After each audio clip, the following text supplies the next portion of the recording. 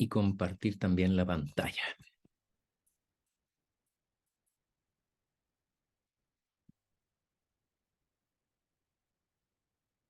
Bien. Durante el desarrollo de esta clase, antes que termine, probablemente nuestro hermano Víctor va a haber compartido con ustedes el texto base que nos va a acompañar durante este estudio, que es el libro que paso ahora a presentarles. Para la serie, para esta reunión, le hemos llamado El Camino de la Redención, la historia de cómo Cristo nos redime de la esclavitud del pecado. Y está basado en un trabajo que se llama Redención, justamente es el título principal del título en inglés, liberados por Jesús de los ídolos que adoramos y de las heridas que llevamos. El autor se llama Mike Wilkerson y él, como lo paso a presentar ahora acá para que lo vayamos conociendo, es un pastor de una iglesia, o fue pastor durante mucho tiempo de una iglesia presbiteriana en los Estados Unidos, la iglesia presbiteriana de Mars Hill Church. Dentro de su ministerio, él fundó justamente una agrupación cristiana que se llama Redemption Group Network y desarrollando especialmente en la iglesia ministerios de discipulados y consejería bíblica. De las cosas que a mí me gusta de este material, que me da mucha confianza, es que está relacionado con una institución norteamericana de educación y consejería cristiana, una fundación para educación y consejería cristiana, que tiene una línea de trabajo que para mí es muy seria y sobre todo lo que más me gusta es que es fundamentalmente bíblica. Sus autores se desarrollan con una convicción de que la escritura tiene las respuestas entonces para grandes de los, muchos de los, o la totalidad de los grandes problemas que afectan a la humanidad, especialmente al mundo cristiano. Él, la iglesia, en la Mars Hills, durante mucho tiempo se desarrollaron grupos pequeños, como muchas iglesias en el mundo, y estos grupos pequeños estaban asociados primeramente a un trabajo de índole eh, territorial, es decir, se agrupaban por proximidad, pero de a poco comenzaron a desarrollarse grupos pequeños que acogían a personas con una determinada problemática.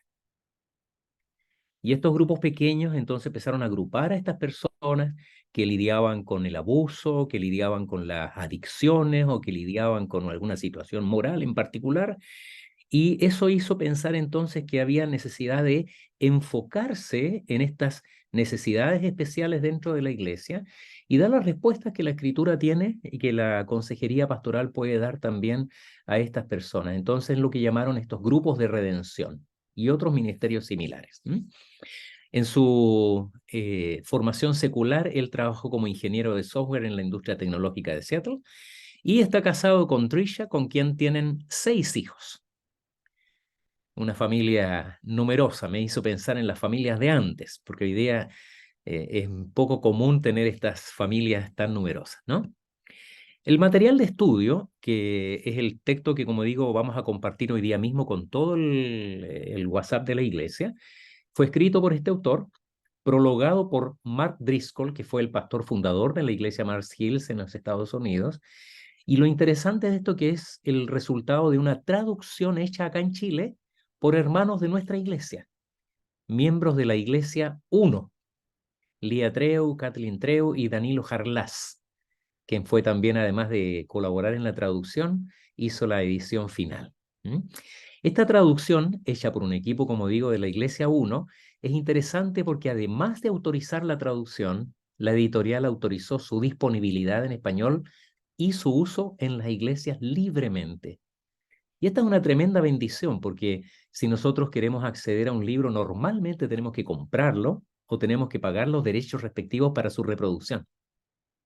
En este caso, este material, hecho y pensado para bendecir a las iglesias, fue disponibilizado para su uso libremente y para ser multicopiado las veces que sea necesario. Así que si usted quiere, lo puede bajar, guardar en su computador o imprimir, anillarlo, regalarlo, compartirlo, usarlo para discipular a alguna otra persona que esté pasando por alguna necesidad en particular. Yo en lo personal lo he usado en consejería, lo he regalado a algunas personas para a quienes he juzgado que podría ser de provecho. Por otro lado, me gustaría también advertirles que si bien nosotros pudiera ser, podría darse el caso que entre los que estamos acá presentes alguien diga, bueno, no me representan ninguna de las situaciones que son expuestas acá, lo cual sería maravilloso, sería extraordinario decir, bueno, ninguna de estas situaciones, gracias al Señor, yo la he vivido, pero lo interesante es que nosotros podamos pensar también en prepararnos, porque alrededor nuestro, en nuestra propia familia, en nuestros círculos de conocidos, en nuestros trabajos, en nuestro vecindario, en nuestra iglesia, pueden haber personas que pasaron por situaciones complejas o están viviendo una situación compleja y necesitan que nosotros les tengamos una mano, como decíamos el domingo, parado sobre la roca. Una persona que está bien parada sobre una roca puede tender la mano a quien está pasando arrastrado por la corriente. ¿Mm? Así que miremoslo no solo en la perspectiva de, esto no me hace falta, no. Pensemos que todos lo necesitamos, ya sea porque es una experiencia personal, la que estamos ayudando a resolver gracias a la ayuda de la palabra del Señor, o porque nosotros tenemos a alguien a quien tender nuestra mano, y este es un recurso que puede ser muy valioso para eso. Redención. ¿Qué entendemos nosotros por redención? Una palabra que usamos mucho personalmente, habiendo sido criado en la iglesia El Redentor. Es la iglesia de mi niñez, la iglesia en la que estuve una buena parte de mi vida, especialmente en la infancia y adolescencia. La palabra redentor es una de las palabras más lindas para mí. Divino Redentor, el Redentor, la redención. El término redención se usa de varias formas como sinónimo de recuperación, de rescate, de reivindicación. ¿Mm? Eh, en ocasiones se habla de redimir una cierta situación o redimir a una persona o redimir un concepto, redimir una institución. Entonces, ¿qué significa redimir? El término bíblicamente alude al pago de un rescate para la salvación o la verdadera liberación. Viene del latín redimere, que significa rescatar, redimir, adquirir por comprar, y corresponde a los verbos hebreos padá y gaal, y a los griegos, que está la forma en que se traducía la expresión hebrea en la traducción Septuaginta, que es la traducción del Antiguo Testamento al griego, con las expresiones soso, agorazo y litro. Esto no es para que lo aprendan de memoria, pero como está quedando en los apuntes y vamos a compartir este material con cada uno de ustedes, tenemos ahí una información respecto del término. Pero más allá de la etimología, redimir implicaba, especialmente en las escrituras del Antiguo y el Nuevo Testamento, pagar el precio de un esclavo para concederle luego la libertad. Es decir, un acto civil, un acto de connotaciones legales, mediante el cual una persona que quería la libertad de un esclavo tenía que pagar el precio de esa libertad. Compraba al esclavo por su precio, el precio acordado con el vendedor, y luego le otorgaba la libertad, la cual se concedía con un certificado que la persona de ahí en adelante, aunque tuviera cicatrices de látigos en su espalda, aunque tuviera las huellas de los grilletes en sus tobillos, aunque estuviese tatuado en alguna parte con el nombre de su antiguo amo, ese certificado en su mano lo declaraba un hombre libre. Había sido esclavo, pero fue comprado por precio y ahora es libre. Eso significa redimir, significa liberar, pero lleva implícito algo más que la redención que a veces incluso uno oye en el lenguaje del fútbol, un equipo que se redimió. ¿Ah? Le estaba yendo mal, estaban por allá abajo en la tabla de posición, empezó a mejorar y se están redimiendo. ¿Ah? Se está reivindicando el equipo. Bueno, en este caso es más profundo todavía porque implica una libertad a costa de un precio que alguien tiene que pagar. Luego, la liberación del pueblo de Dios de Egipto se describe como redención. Vamos a buscar algunos textos bíblicos. Éxodo capítulo 6, versículo 6, Éxodo 15, 13. Y alguien vaya buscando mientras Salmo 78, 35. Éxodo 6, 6 dice,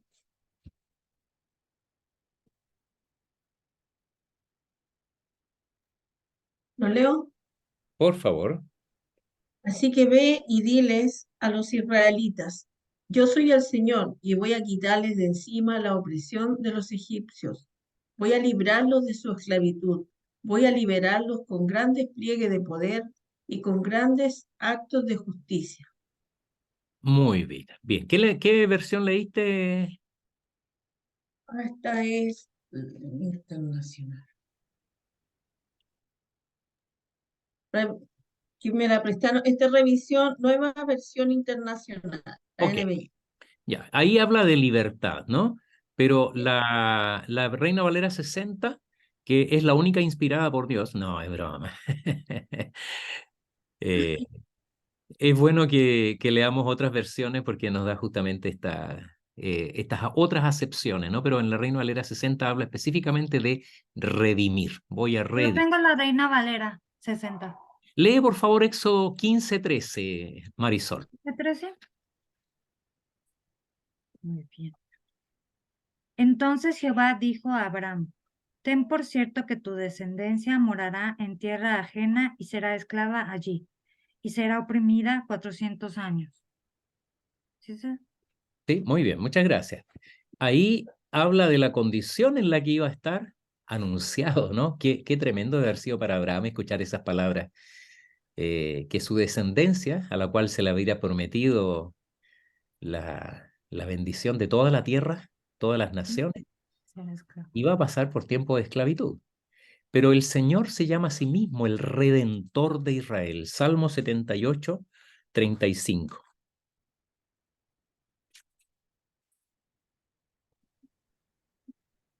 Y se acordaban de que Dios era su refugio y el Dios Altísimo su redentor.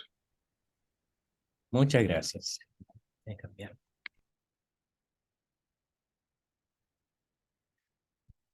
Ya. ¿Puedes leerlo otra vez, por favor? Y se acordaban de que Dios era su refugio y el Dios Altísimo su redentor. Muy bien. Dios Altísimo, su Redentor. Esto es algo extraordinario, ¿no? Ahora, no solo el pueblo de Israel podía ser redimido, hay otros ejemplos bíblicos que afectan a una persona. Job 19, 25, un texto muy conocido que Händel popularizó en una de las áreas de El Mesías.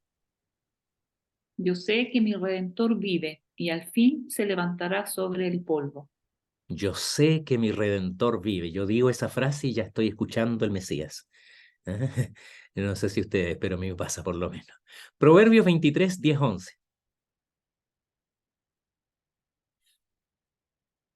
Ay, pastor, ¿puedo decirle algo? Yo me equivoqué, el que leí no era Éxodo 15, 13. ¿Cuál leíste? Ay, no me acuerdo. Creo que leí Génesis. No, creo que leí Génesis. ¿Le Ah, leo Éxodo? lee, por favor. Yo igual encontré que era aplicable, pero léelo, por favor. Ok, Éxodo 15, 13. Éxodo 15, 13. Condujiste en tu misericordia a este pueblo que redimiste. Lo llevaste con tu poder a tu santa morada. Muy bien, gracias. Ahí es un pueblo el que es Ay, redimido. perdón. No se preocupe. Bien, Proverbios 23, 10, 11, ¿qué dice? Dice, no traspases el lindero antiguo, ni entres en la heredad de los huérfanos, porque el defensor de ellos es el fuerte, el cual juzgará la causa de ellos contra ti. Ok. ¿Y ahí están los dos versículos leídos? Sí, el 10 y el 11. ¿Qué versión Ve- estás leyendo? Y la Reina Valera 60. Ya, Puede que yo haya tenido un error ahí en la traducción. De hecho, encontré otros errores que Proverbio 23, 11. voy a contarles después, ¿ah? Para que los vayamos corrigiendo, porque no siempre reviso cada uno de los versículos, pero en algunos casos he encontrado errores. Este puede ser un caso, ¿ya? Jesús es llamado también el Divino Redentor. Marcos 10, 45.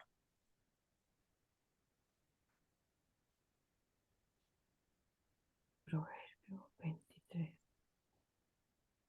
Porque el Hijo del Hombre no vino para ser servido, sino para servir y para dar su vida en rescate por muchos. Ahí no dice Redentor, ¿cierto? Pero dice rescate. Pero está la palabra rescate. Él dio su vida en rescate. Y eso es redimir. El precio de esa redención fue la propia muerte del Señor Jesucristo. Gálatas 3:13. Cristo nos redimió de la maldición de la ley, hecho por nosotros maldición, porque está escrito, maldito todo el que es colgado en un madero. Ahí, ¿cómo aplica lo de la redención ahí en el caso de Cristo? Tú misma, Débora. Él fue maldito. Ok. No, ¿Maldito en vez de quién? de nosotros. Nosotros. ¿De quién?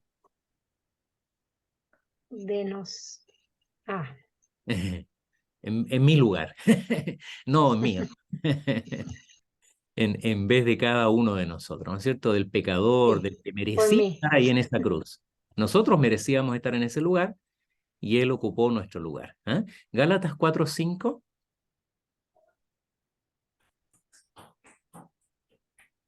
¿Lo leo igual? Por favor. Para que redimiese a los que estaban bajo la ley, a fin de que recibiésemos la adopción de hijos. Extraordinario. No solo nos redimió, sino que nos adoptó. Imagínense qué tremendo. El amo nos rescata, nos da la libertad, pero además nos pasa por la libreta como hijos adoptivos. Extraordinario. Y nos llama a morar en su propia casa, a gozar de los privilegios ya no de un esclavo, sino de un hijo, de un heredero. Y la palabra dice, y si hijos también herederos, herederos con Cristo. Muy bien. La historia de José, que comienza mucho antes que la historia del Éxodo, se le había anunciado a Abraham que su pueblo iba a ser esclavo durante 400 años en Israel. Uno de los descendientes de Jacob, uno de los menores, es vendido como esclavo por sus hermanos a una tribu de nómades que iban camino a Egipto. Estos allá lo ponen literalmente en un mercado de esclavos, un muchacho joven, criado en el campo con la fuerza de un hebreo, y llama la atención de un ciudadano egipcio llamado Potifar, que lo lleva a trabajar a su casa. Así que la historia de él comienza, incluso si uno va un poco más atrás, podríamos decir que comienza habiendo experimentado la situación un poco confortable de vivir una situación de privilegio o de preferencia de su padre respecto de sus hermanos, lo que le gana la animadversión de sus hermanos, que lo ven como el favorito, como el preferido, se llenan de celos. Él además tiene unos sueños de grandeza que no solo enojan a sus hermanos, sino que también al propio padre, ¿no? ¿Qué te crees que vamos un día, tu madre y yo y tus hermanos vamos a postrarnos delante de ti? Bueno, José en alguna medida era inocente de esa pretensión porque el Señor le estaba anticipando algo que efectivamente iba a ocurrir. Luego entonces sufre la amenaza de muerte. Estuvo a punto de ser asesinado por sus hermanos que finalmente optan por influencia de uno de los mayores por venderlo como esclavo. Experimentó la injusticia, experimentó la traición, no solamente de sus hermanos, sino que también de la esposa de su amo para el que llegó a trabajar, la esposa de Potifar, que queriendo intimar sexualmente con él, finalmente despechada, lo traiciona, lo acusa injustamente y lo envían a prisión. Él pudo haber muerto incluso en ese momento, pero termina en una prisión. Frente a esas situaciones de abuso, de abandono, de desesperación ¿Qué hizo este joven? Algo que posiblemente esté en la antítesis, en el otro extremo de lo que muchos de nosotros haríamos. Caer en la desesperación, caer en el cuestionamiento de nuestra fe, negar a Dios, levantar nuestro puño contra Dios y decir, ¿por qué me tratas así? Nada de eso parece ser que ocupó el corazón de José. Él se mantuvo íntegro y Dios fue preparándolo a través de ese proceso justamente para preparar la liberación que vendría de la muerte que estaba en riesgo de correr toda su familia y la familia de su padre en la gran hambruna que ocurrió durante el periodo de su gobierno en Egipto. Él estuvo de alguna manera experimentando lo que para muchos es una prisión hoy día física o moral. El libro nos va a hablar de esta esclavitud, nos va a hablar de esta prisión moral o espiritual que muchos experimentan hoy día, de esta situación que muchos sienten en sus vidas que nada parece que pueda ser posible que cambie. Muchos pierden la esperanza. Viven en situaciones de una prisión emocional, familiar, en cuanto a su salud, o presos de alguna forma de adicción, o presos de su pasado, con huellas, cicatrices en el alma, que de alguna manera tienen capturada su vida y le impiden crecer, desarrollarse, sentir esa verdadera libertad a la que dice la Escritura que somos llamados como hijos de Dios. Sin embargo, él claramente fue transformado de esclavo a redimido por Dios. La redención de José vino a través de el faraón de Egipto, que no solo lo restituye en su libertad, sino que lo nombra su brazo derecho y lo transforma en una autoridad dentro del pueblo, al punto que nadie después de Faraón tenía más autoridad que José en todo el Egipto. Y ese fue el medio, además, por el cual pasó de ser redimido a redentor. Leamos, por favor, Génesis 50, versículos 20 y 21, también un conocido pasaje de la Escritura.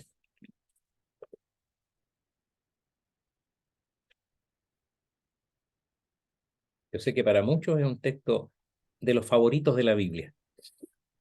20:21 dice, vosotros pensasteis mal contra mí, mas Dios lo encaminó a bien, para hacer lo que vemos hoy, para mantener en vida a mucho pueblo.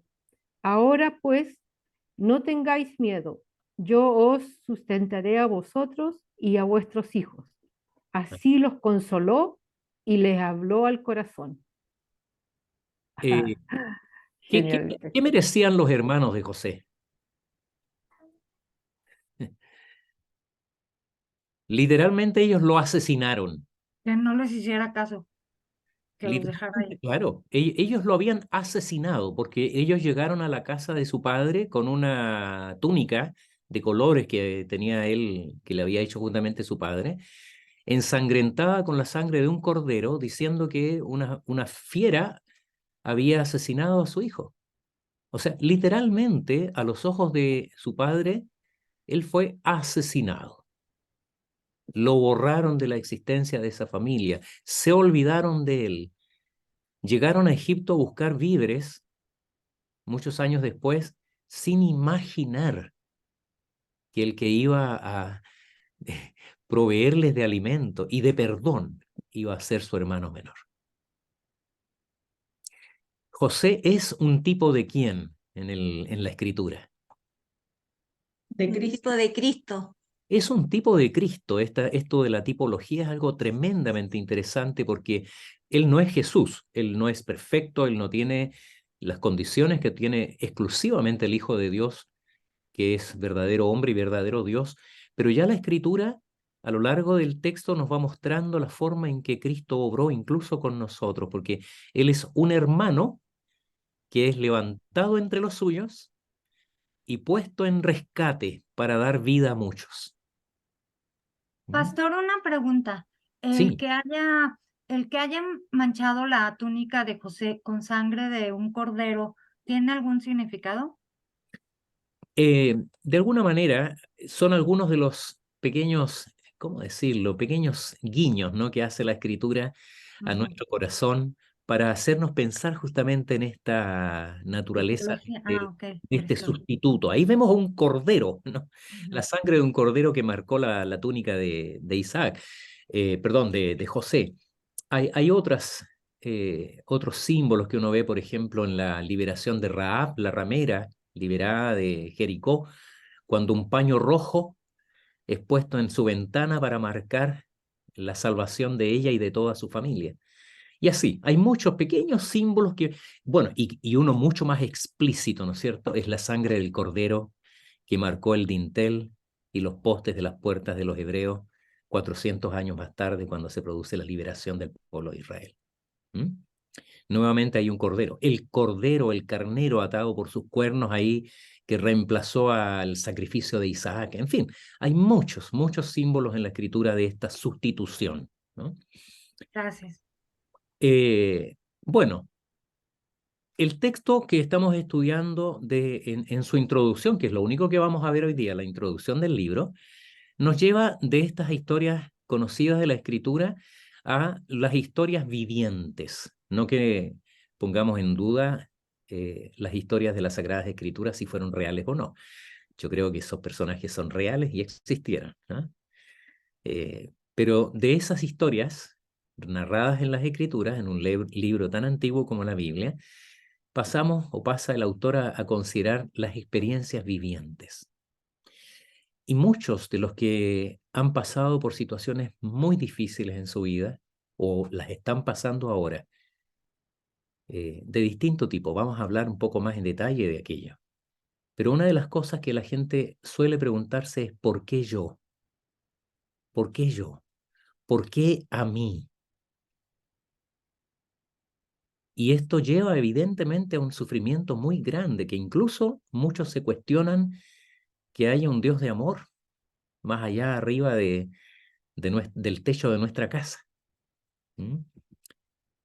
Y a consecuencia de los traumas o las tragedias vividas en su propia existencia, se preguntan ahora a la distancia. Puede que esto haya ocurrido como le ha pasado a muchas personas que, ya siendo adultos, siendo casados o casadas, de repente algo abre su mente y recuerdan un trauma de la infancia que estaba en el subconsciente. Y entonces entienden que fueron abusadas, a veces por un ser querido, o sea, un familiar, un conocido de la familia, por alguien cercano. Experimentaron una traición de las más terribles, porque una de las cosas que hace más horrenda un abuso de cualquier tipo entre los familiares es que se traiciona justamente a las personas en las que se confía, o mejor dicho, la persona en la que se confía es la que te ataca, la que te daña. Y eso es claramente una cosa tremenda.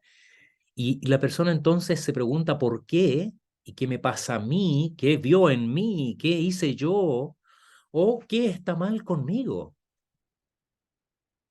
Y las culpas comienzan a traspasarse de una manera absolutamente injustas e inapropiadas de quien experimentó el daño a la misma persona que está sufriendo, en vez de culpar a la persona que causó esa mala experiencia.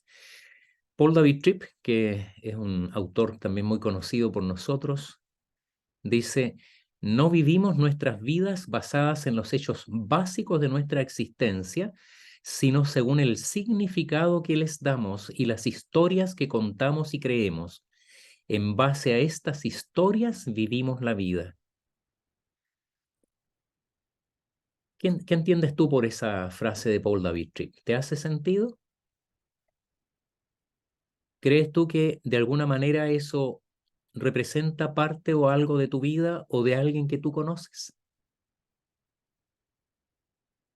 No vivimos nuestras vidas basadas en los hechos básicos de nuestra existencia, lo que podríamos llamar hechos objetivos, concretos, sino según el significado que les damos y las historias que contamos y creemos. En base a estas historias vivimos la vida.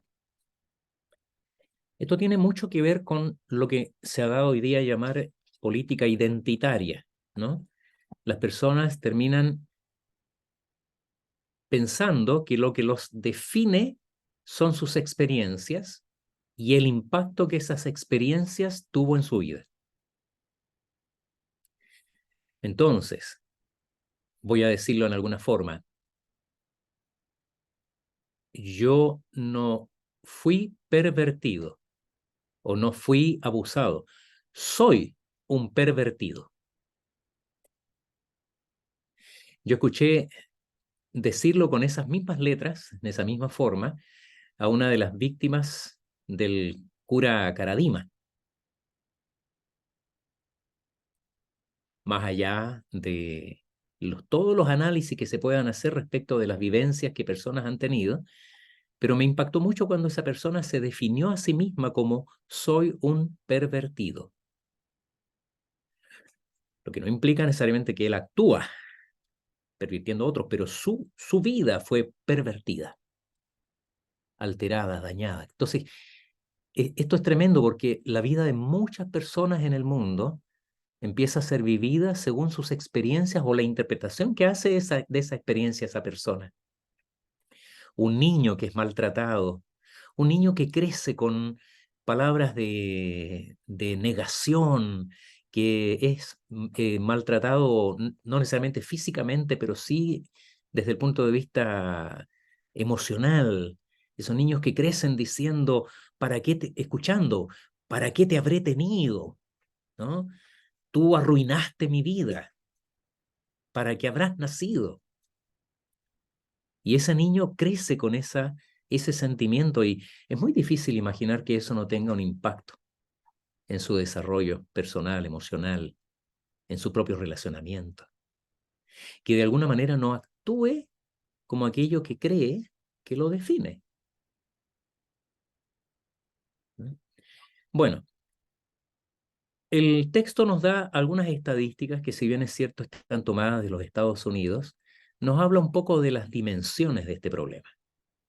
Y yo creo que es algo que nosotros inevitablemente tenemos que considerar. Quiero tener un reloj a la vista porque el tiempo pasa demasiado rápido. El libro habla de que en los Estados Unidos hay 39 millones de sobrevivientes a experiencias de abuso. 39 millones de personas experimentaron en algún momento de sus vidas alguna forma de abuso. 16% de niños y 25% de niñas son abusados antes de los 18 años. Alrededor del 28% de menores han sido abusados sexualmente. Hermanos, eso es 1 de cada 4. De estos, 30% son varones, o sea, un 70% de mujeres, pero también niños varones abusados sexualmente. De estas cifras, solo un 10% corresponde a abusos por extraños. Léalo al revés, significa que el 90% son personas cercanas las que abusaron de ellos. Muchos abusos son adultos. Describe el autor, para el tiempo en que este material fue editado, que 1 de cada 5 jóvenes universitarias fueron violadas en sus campos universitarios. 1 de cada 5, el 20% de la plantilla estudiantil de la universidad. La iglesia, infelizmente, tampoco es un lugar totalmente seguro.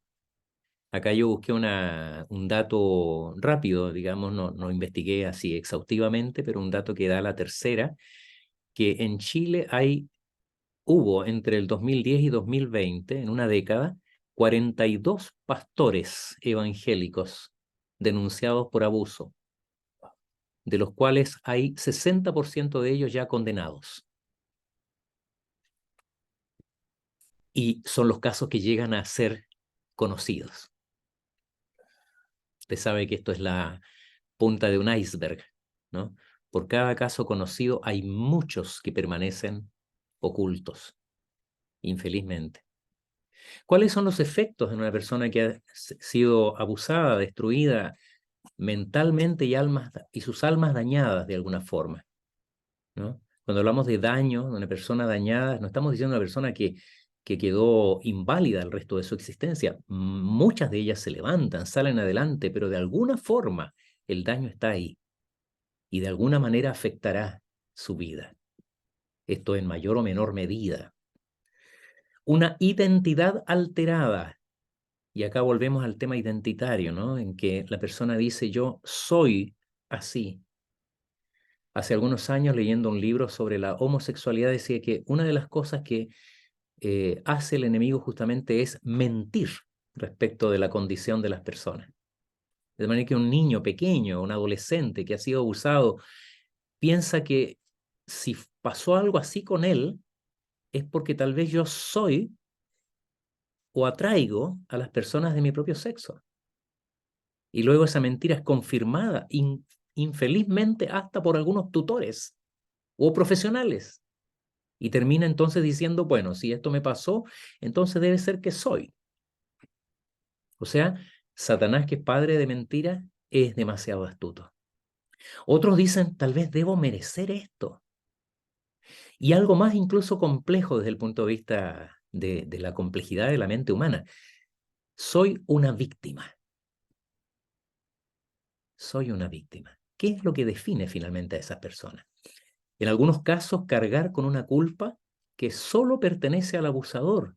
Y aquí el efecto es aún más terrible, ¿no? Porque no solamente cargan con el daño, sino que además se hacen merecedores de una culpa que no les corresponde.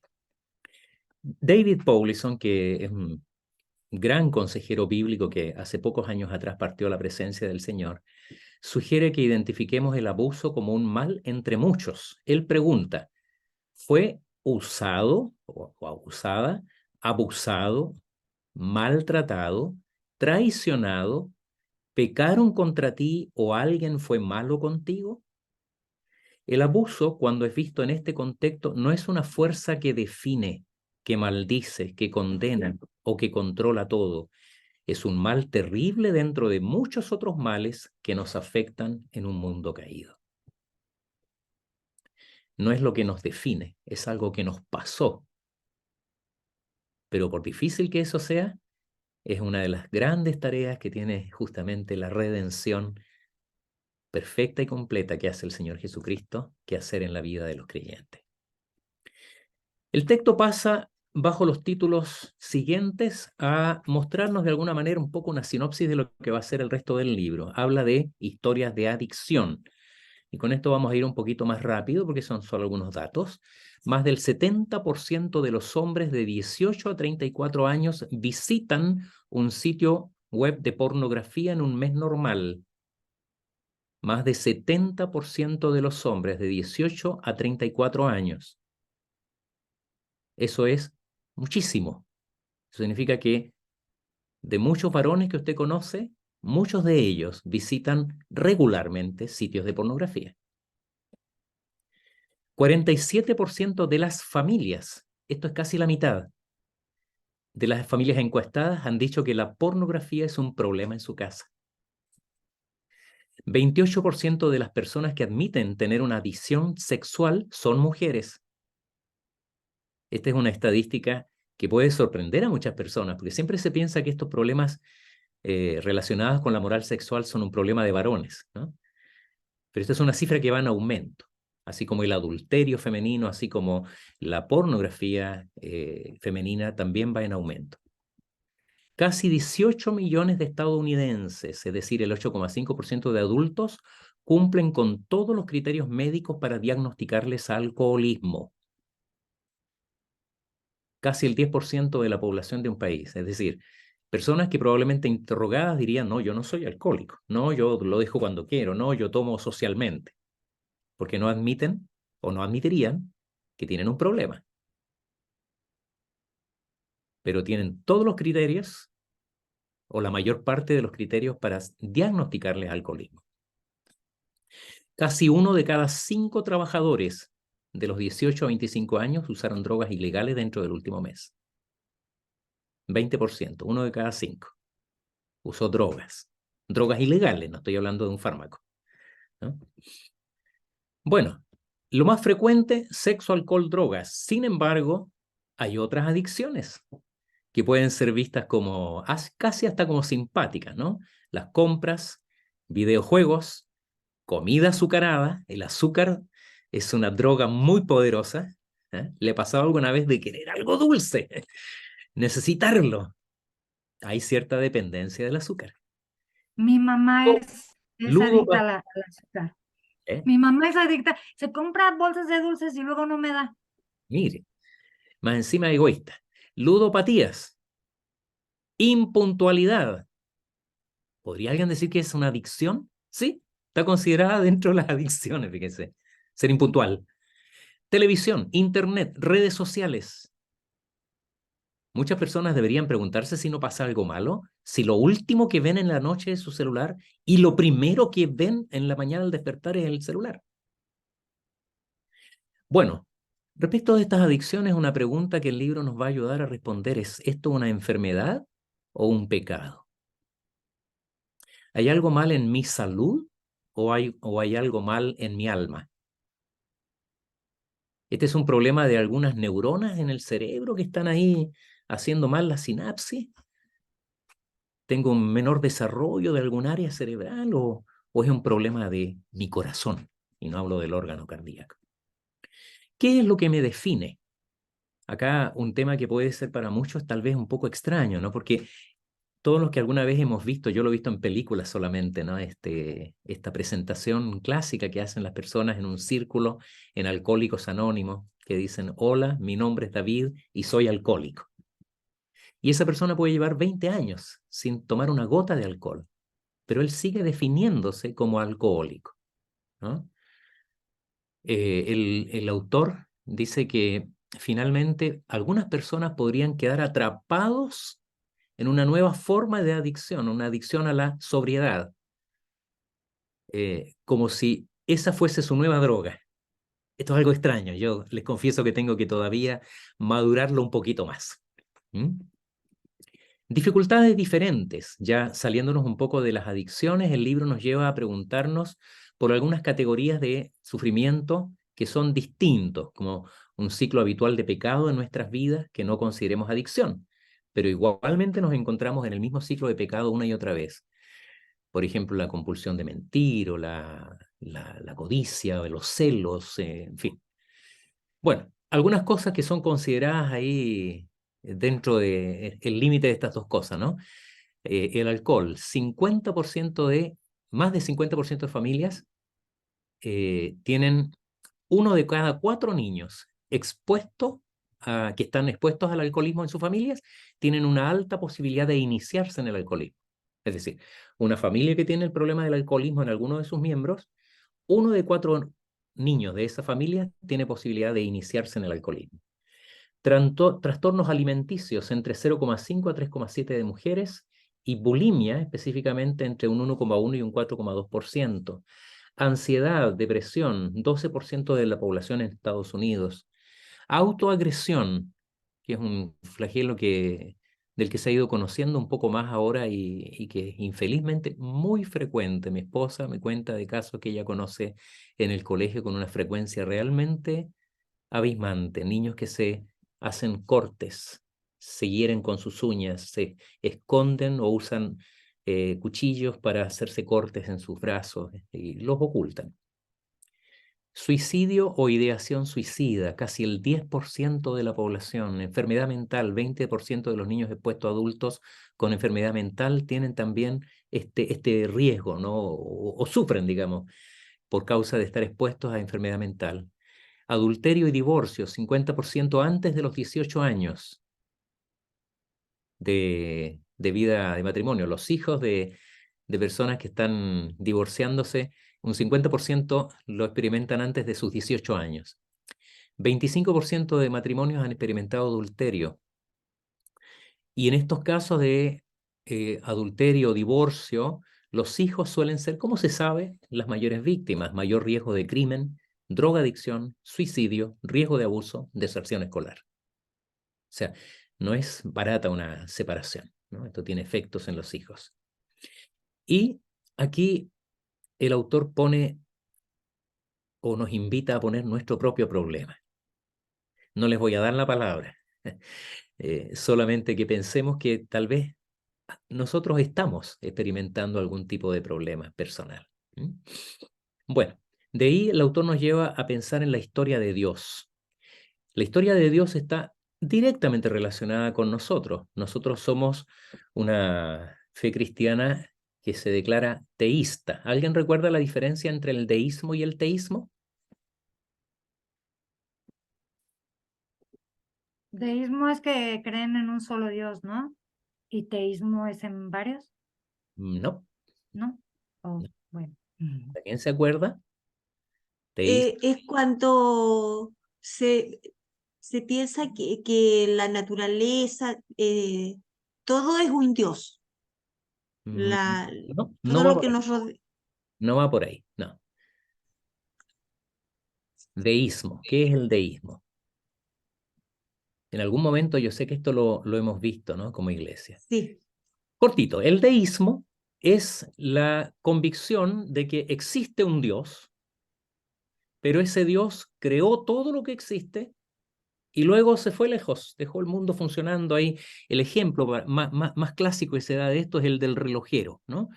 Un relojero que hace un reloj, le da cuerda, lo deja en un lugar y se va a hacer otra cosa. El reloj sigue andando solo, ya no se preocupa más del reloj, ¿no? Ese es el deísmo. Consideran que Dios es trascendente, pero no inmanente.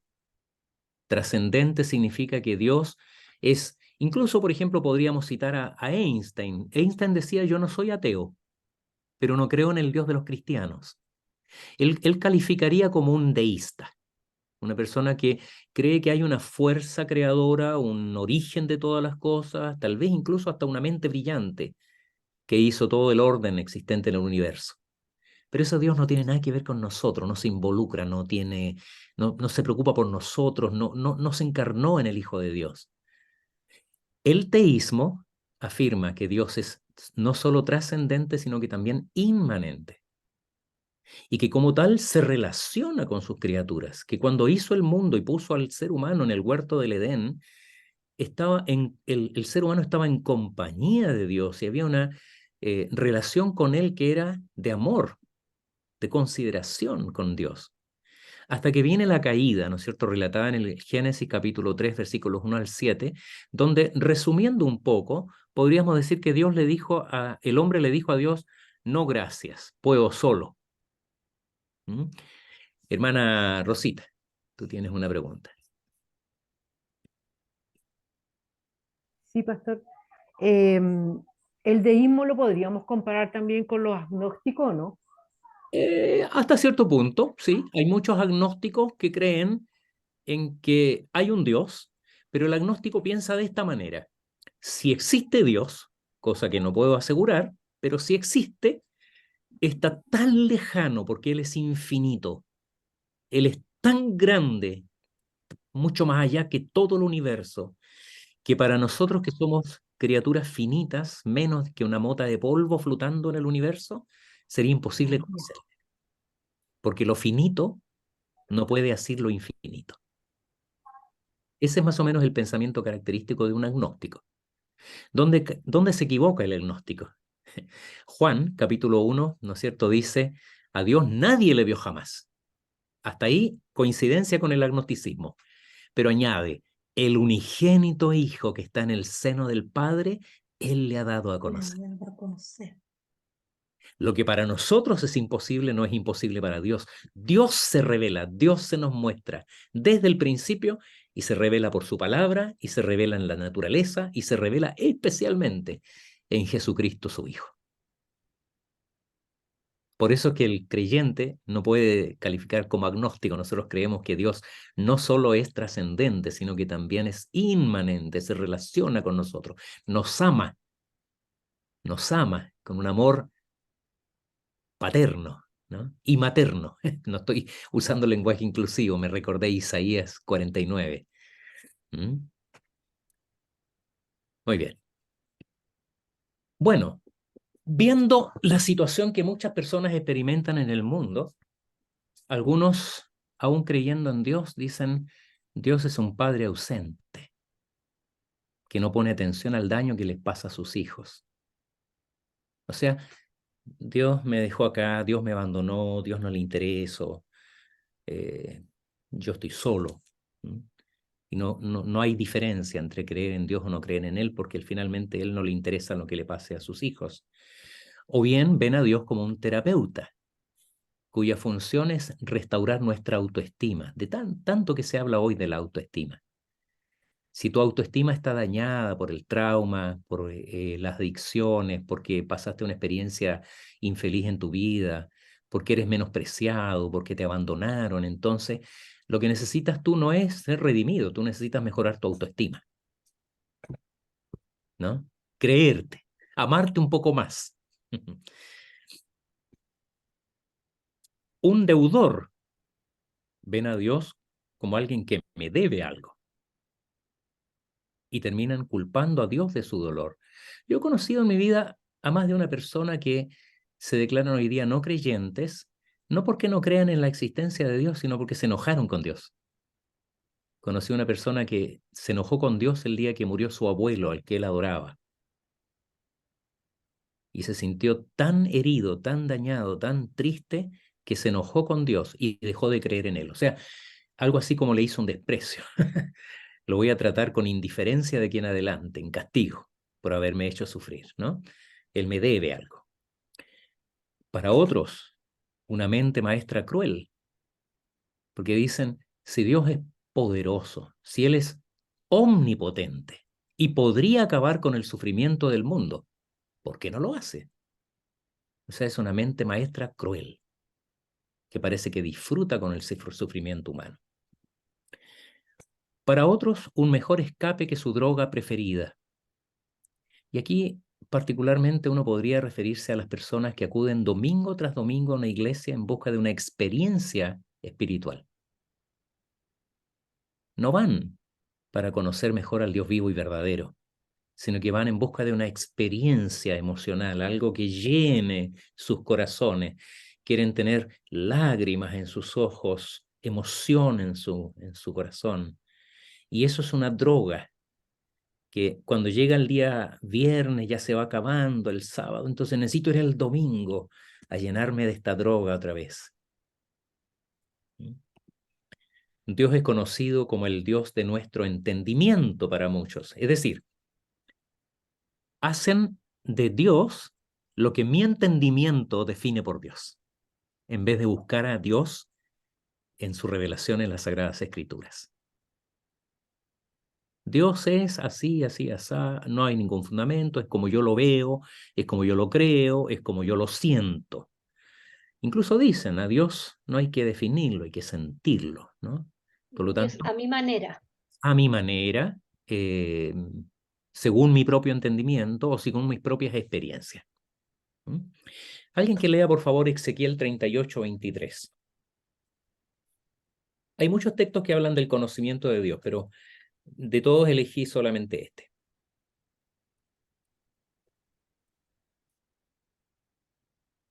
Ezequiel está justo antes de Daniel. ¿Lo leo, pastor?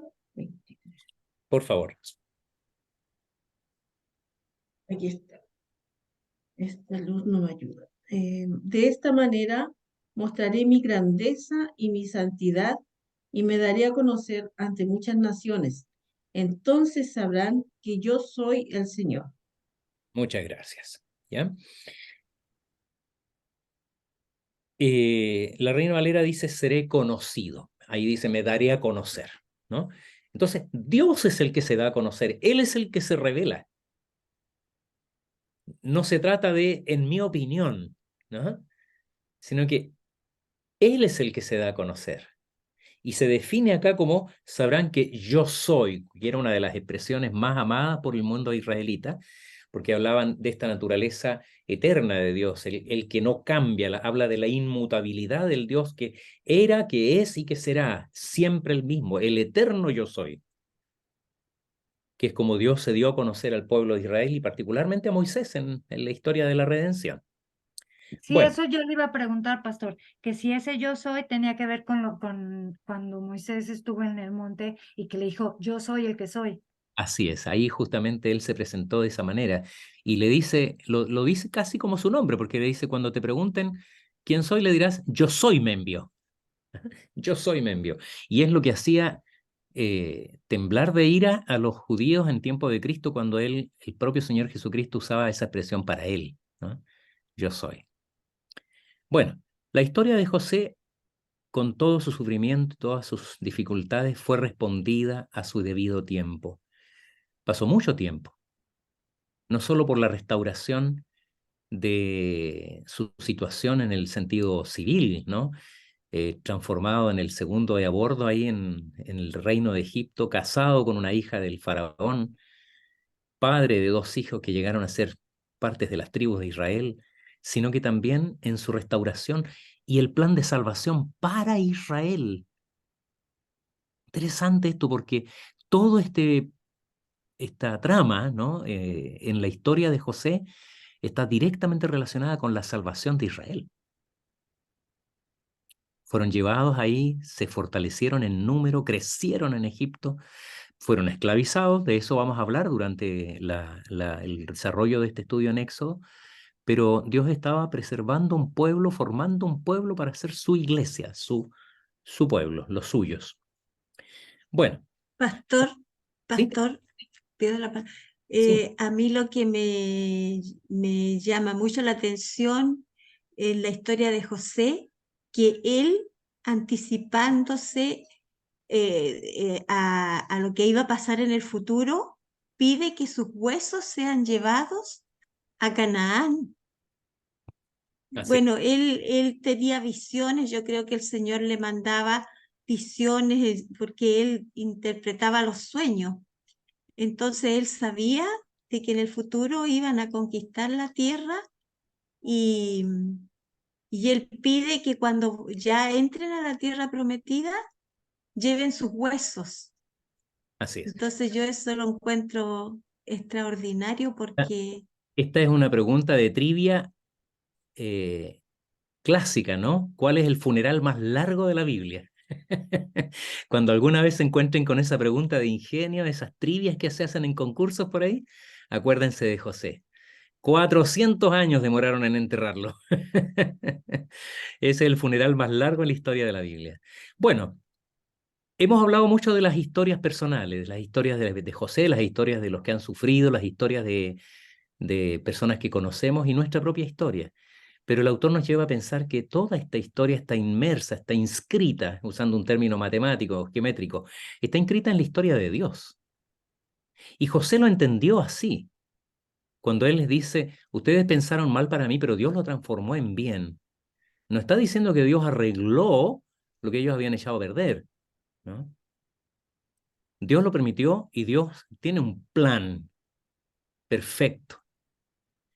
Y lo que nosotros hacemos es entender que esta historia de Dios, o mejor dicho, que nuestras historias personales están inscritas, están incluidas en la historia, en una historia mucho más grande, que es la historia de Dios, la historia de Él, la historia que narra la Escritura desde Génesis a Apocalipsis, de la cual nuestra vida hace parte, como estuvo la historia de José, que uno tiene que pensar cómo habrá sido esos momentos en el calabozo, pensando qué me habría costado ceder a los encantos de mi ama. Y mira, aquí en vez de, por mantenerme íntegro, por respeto a mi patrón, estoy preso en un calabozo. Y más encima le revelo los sueños a mis amigos acá y se olvidan de mí. Pero él finalmente entendió que su historia hacía parte de una historia mucho más grande, la historia de Dios. Fuimos creados por Dios. Nuestras vidas están, así fue diseñada por el Señor, ante el rostro de Dios. Todo ocurre delante de su rostro, de sus ojos, de su mirada. Fuimos hechos, según Génesis, a la imagen de Dios.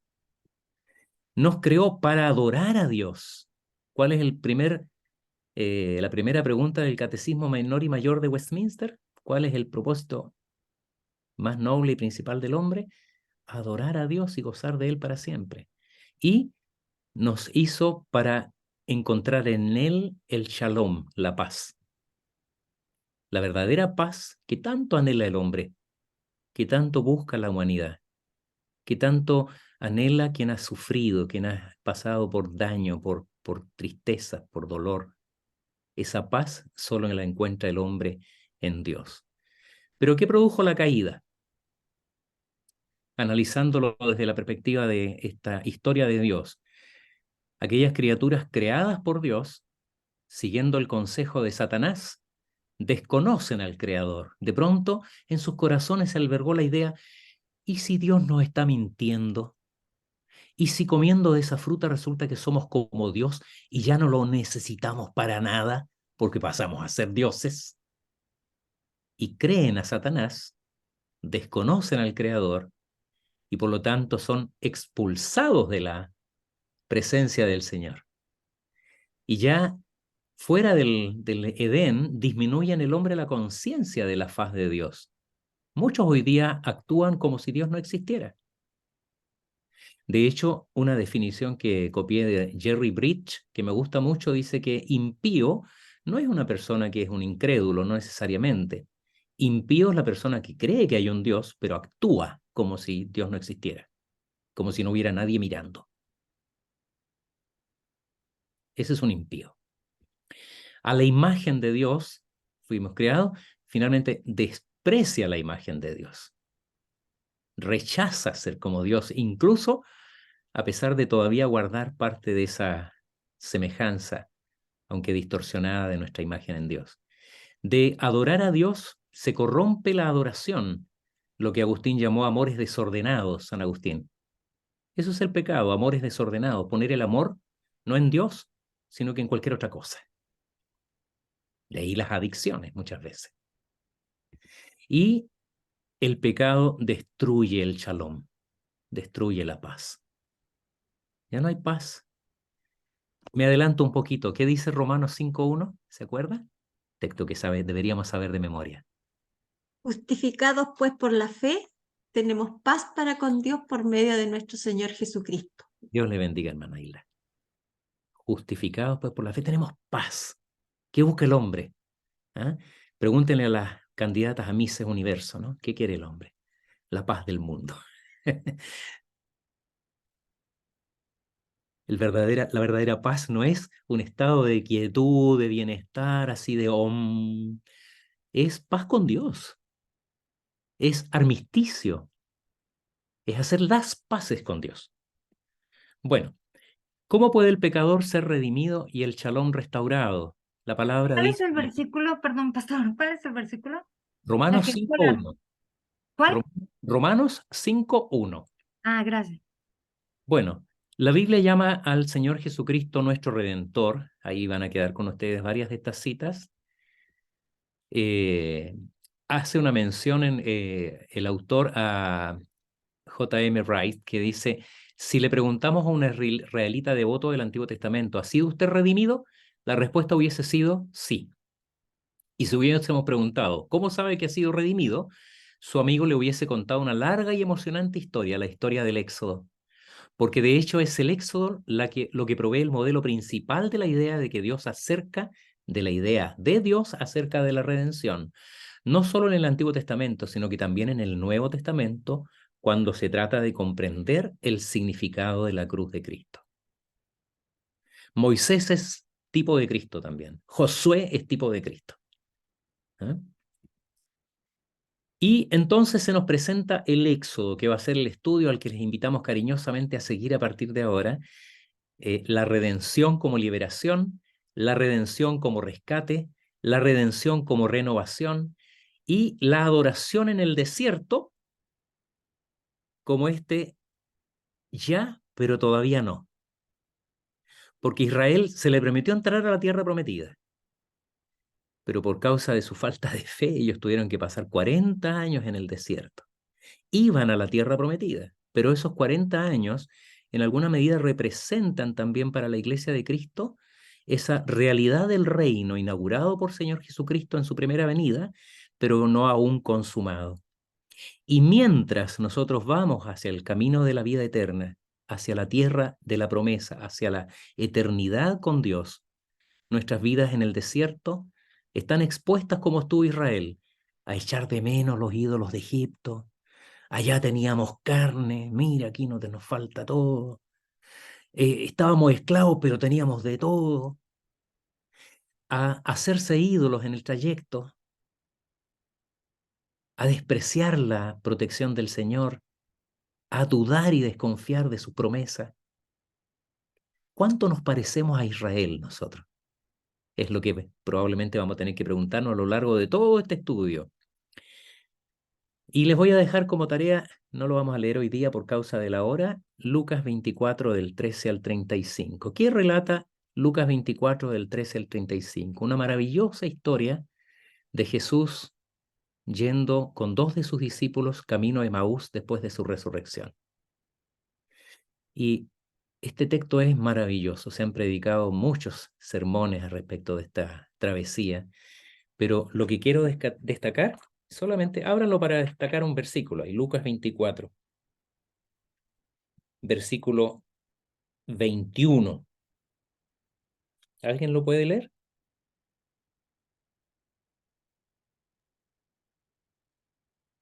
Pero nosotros esperábamos que Él era el que había de redimir a Israel. Y ahora, además de todo esto, hoy es ya el tercer día que esto ha acontecido. Ellos esperaban que el Mesías redimiría a Israel, porque así como lo hizo en Egipto, ahora esperaban que los redimiera, los rescatara de Roma, ¿no? Pero tenían al Redentor ahí al lado de ellos y no lograban reconocerlo todavía, ¿no? Pero bueno, lo vamos a leer después en detalle esa historia. Es muy linda porque Jesús dice que abriendo las Escrituras les contó todo lo que de él decían en la ley, en los profetas, en las Escrituras.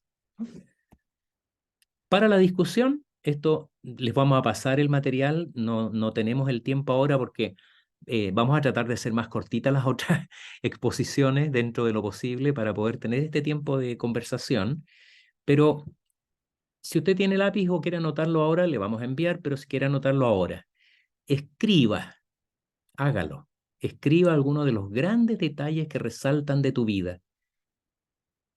Piensa en los detalles que parecen importantes para ti, aunque aún no sepas qué significan.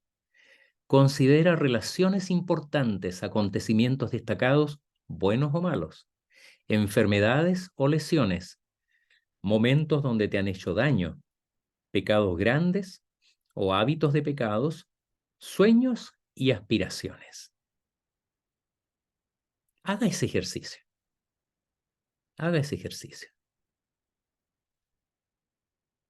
Esto no va a ser expuesto, no lo vamos a pedir de tarea pública para la próxima reunión, sino que esto queda contigo, ¿ya?